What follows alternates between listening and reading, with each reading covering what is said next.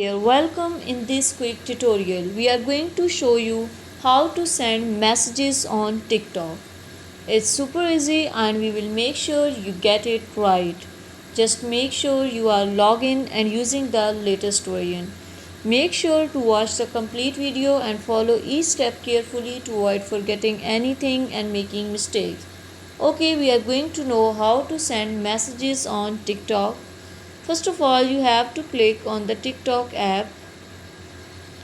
Now click on the inbox icon and you can see there are people appearing here which follows you and those whom you are following.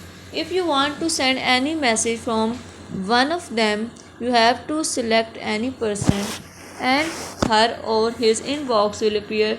You can write any text and click on send.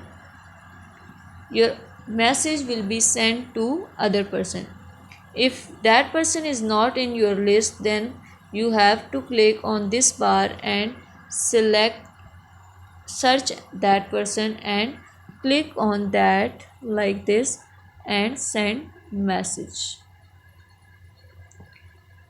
That was the whole procedure, that how to send messages on TikTok.